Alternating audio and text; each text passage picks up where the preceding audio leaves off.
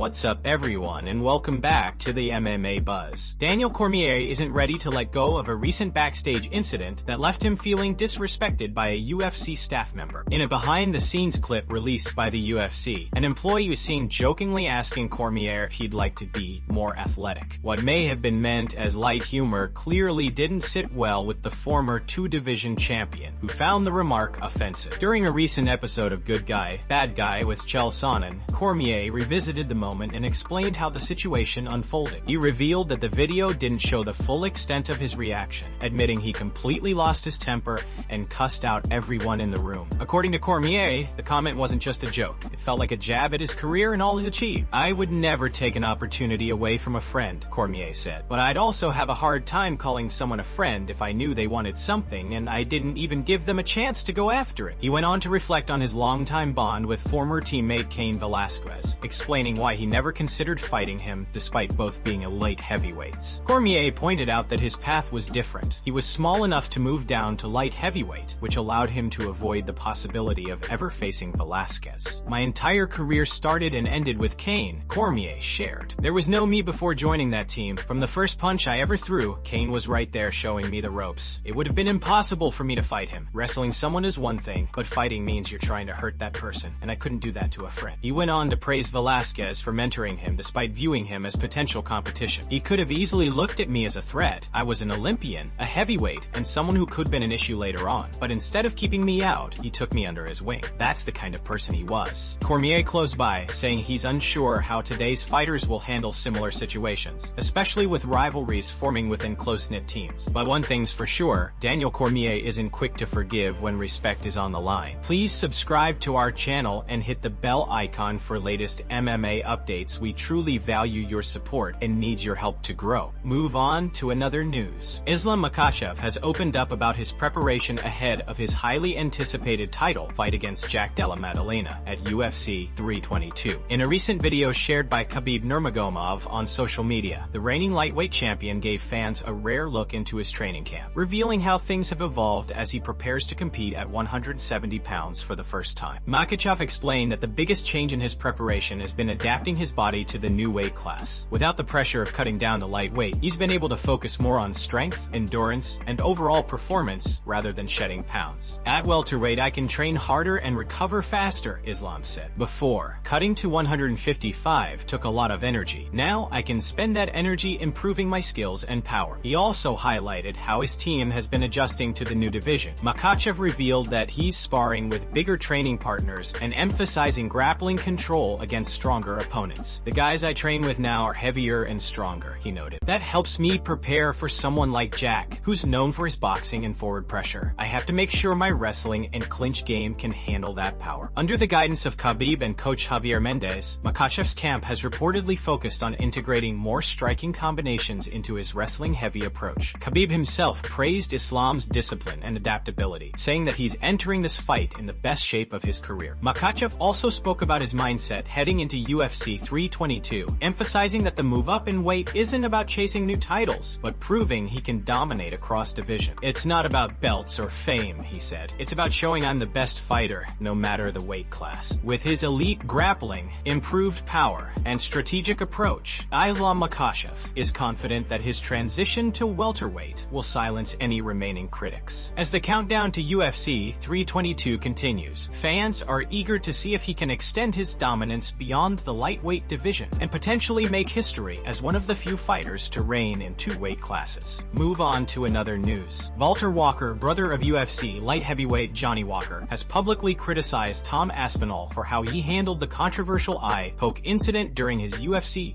321 bout against Ciryl Gane. Speaking in an interview with Inside Fighting, Walker expressed disappointment, claiming Aspinall's decision to not continue fighting after the foul made the entire heavyweight division look bad. "Tom made the heavyweights look bad because we are big guys, strong guys," Walker said. "This guy poked you in the eye one time. They gave you 5 minutes to recover, and you pulled out of the fight. He made us heavyweights look bad." Walker went on to describe what he believes should be the mentality of fighters at the highest level of the sport. "We're like gladiators from the new era," he continued. "You need to give your maximum. I broke my leg once and felt something was wrong, but I kept fighting until the finish. I gave my best because I know I work for the UFC, and if something something goes wrong, they'll take care of me. They'll pay for surgery and help me recover. Emphasizing the toughness and risk-taking nature of mixed martial arts, Walker said he is unafraid of the dangers that come with fighting inside the octagon. "I'm not scared to die inside the cage," he said. "That's how much this sport means to me. And then there's this guy who got poked in the eye and pulled out of the fight.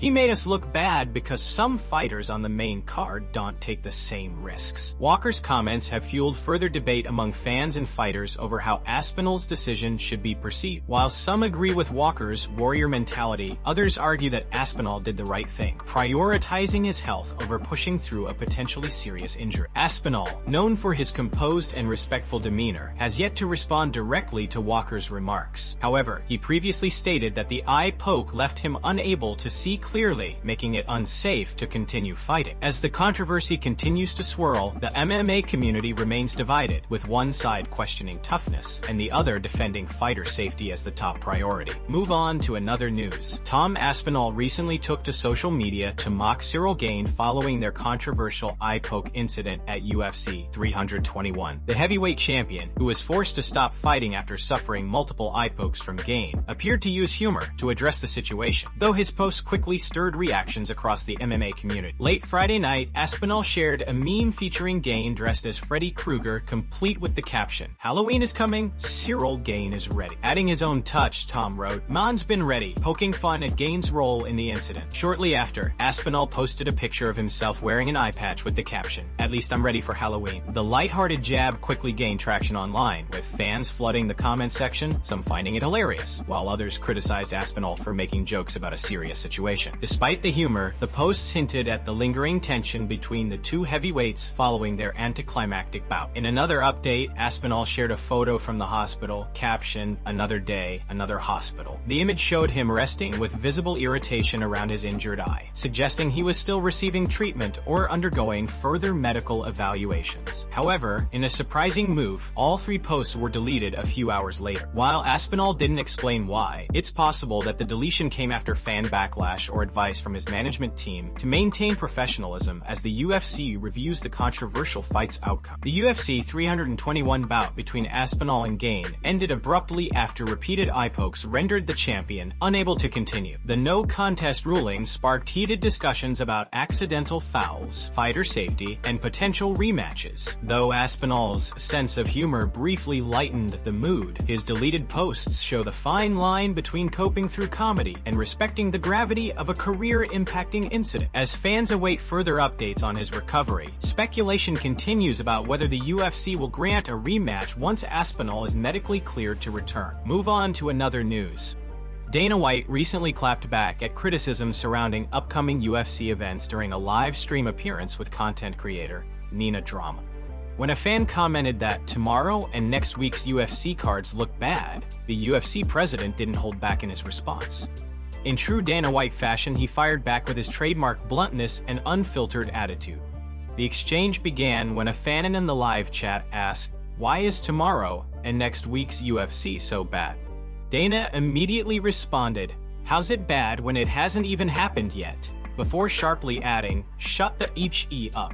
Watch it tomorrow, and if it's bad, then tell me it's bad." His direct and unapologetic tone quickly went viral across social media platforms, with fans and critics chiming in on both sides of the debate.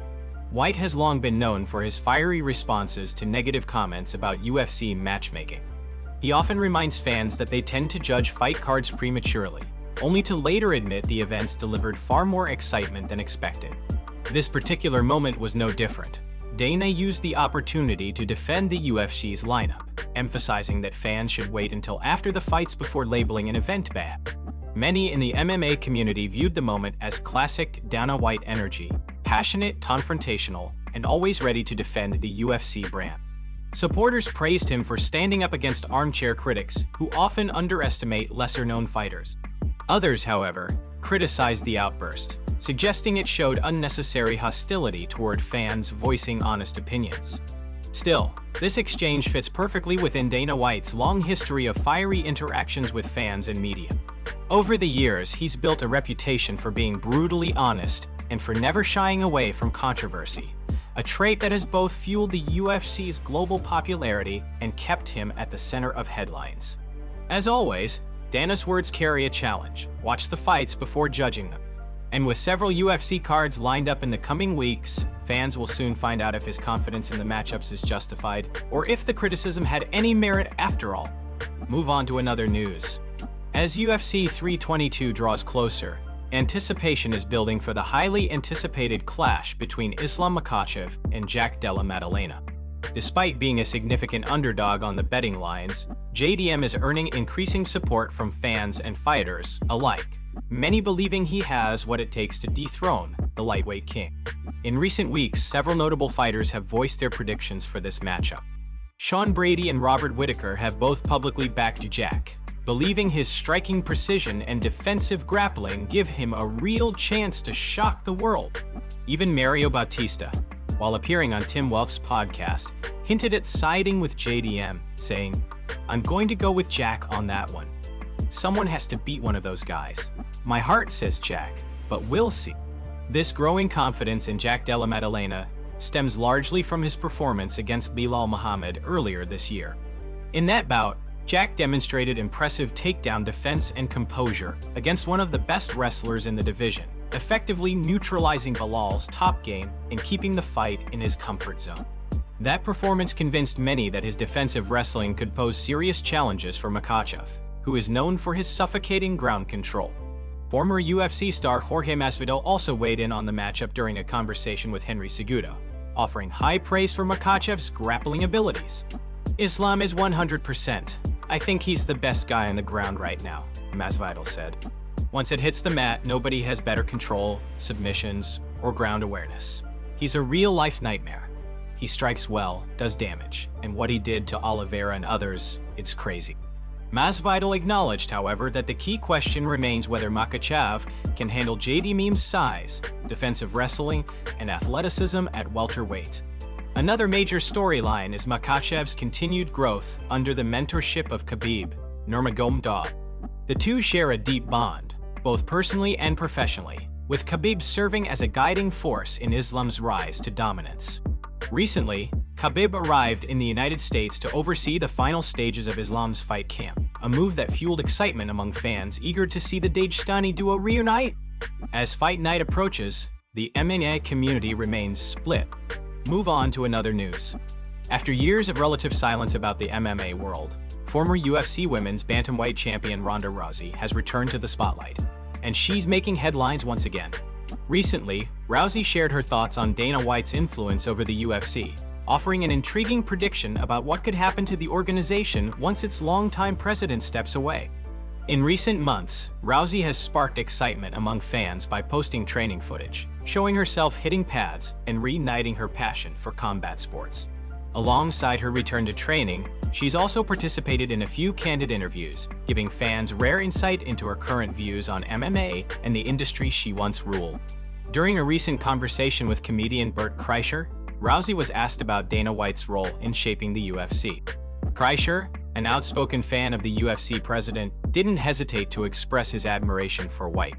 In response, Rousey offered both praise and an honest reflection on just how essential Dana White has been to the sport's global rise.